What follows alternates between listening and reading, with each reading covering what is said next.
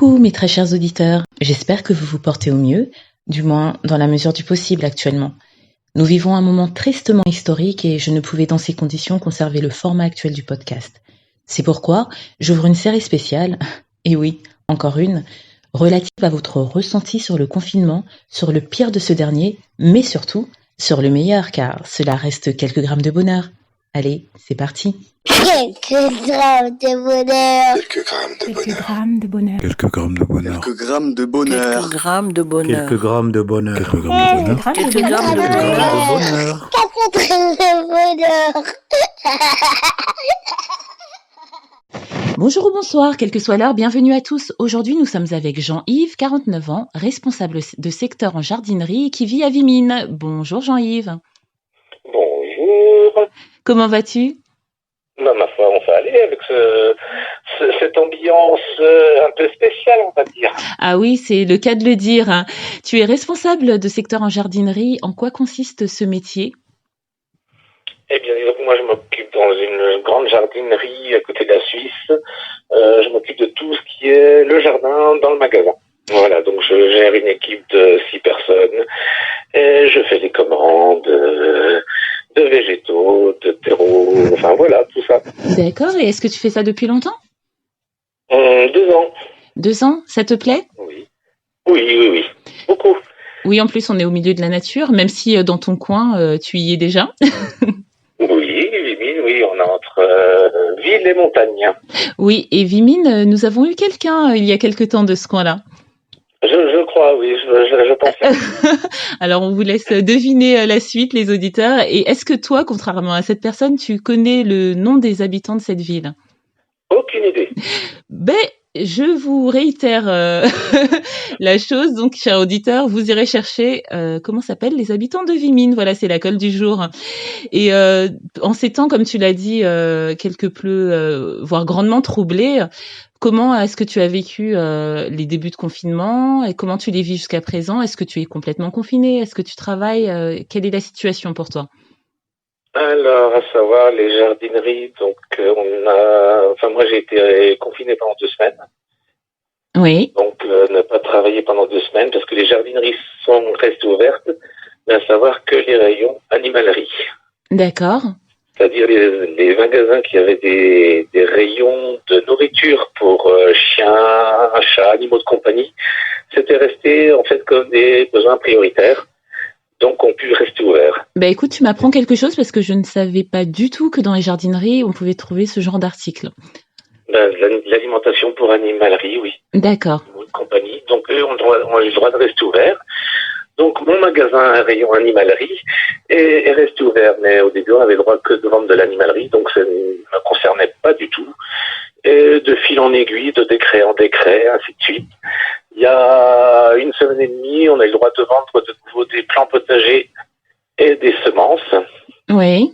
Pour les gens qui ont un jardin. Donc là, j'ai dû aller retourner travailler. Comment est-ce que tu as vécu tout cet enchaînement émotionnellement, psychologiquement, et là, le fait d'être retourné au travail, la période de confinement totale ?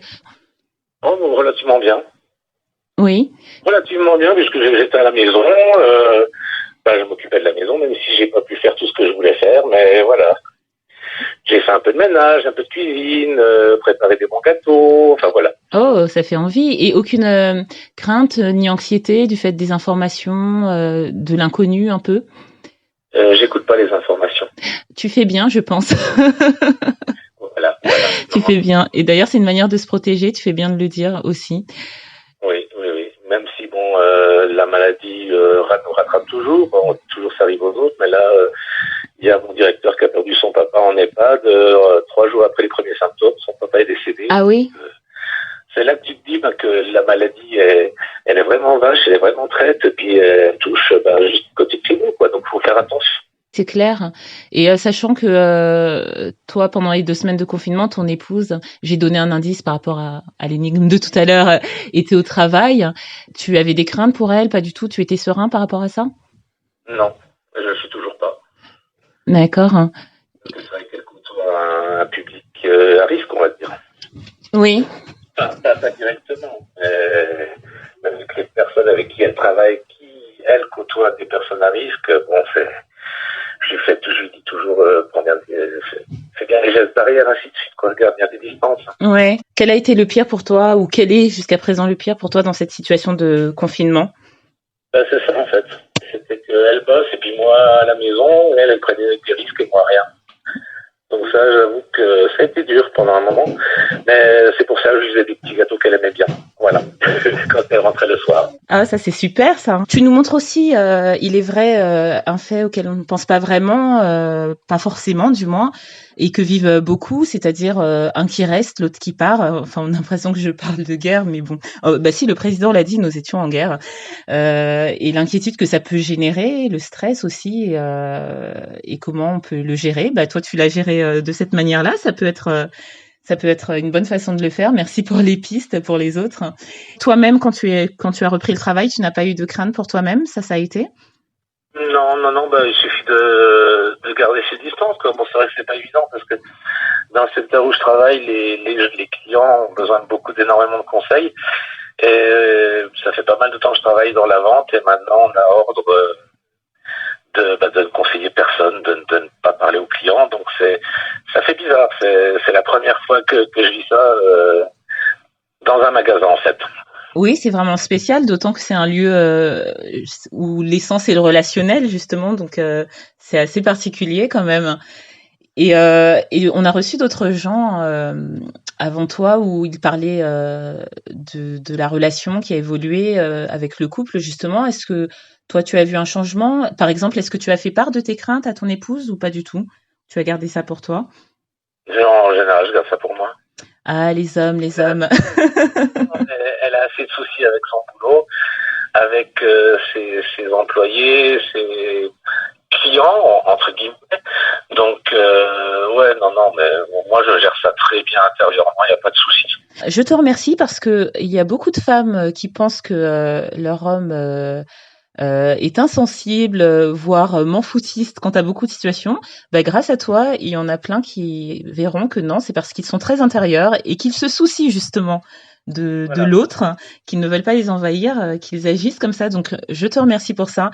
Et comme on est dans une bonne mouvance, je vais te demander quel est le meilleur pour toi du confinement ou quel a été le meilleur pour toi.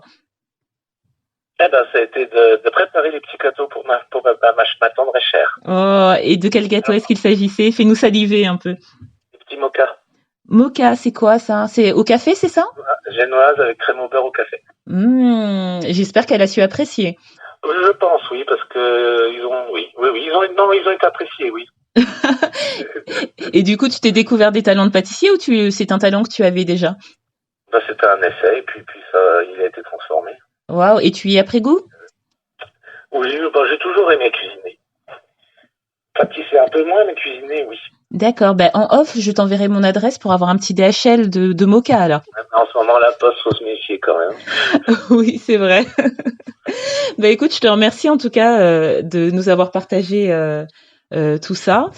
Je te souhaite de prendre soin de toi, de ton épouse, des employés que tu gères, de ton travail, de votre santé à tous les deux, mais aussi à vos proches, de faire attention à vous. Et puis, n'hésite pas, surtout quand tout sera revenu à la normale, parce que nous avons espoir, bien sûr, que ce sera le cas, de venir nous raconter un bonheur dans le format habituel. Ce sera avec un très grand plaisir. Il n'y a pas de souci, je te remercie. Merci beaucoup, à très vite.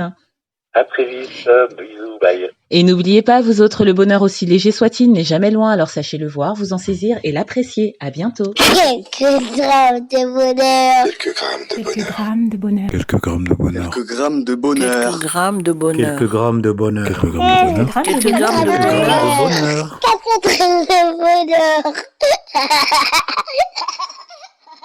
Également envie de donner un peu de bonheur en partageant le vôtre? N'hésitez pas à prendre un rendez-vous téléphonique avec moi pour une interview sur le lien suivant que vous trouverez également en barre d'infos. À très vite et n'oubliez pas de vous abonner. Merci.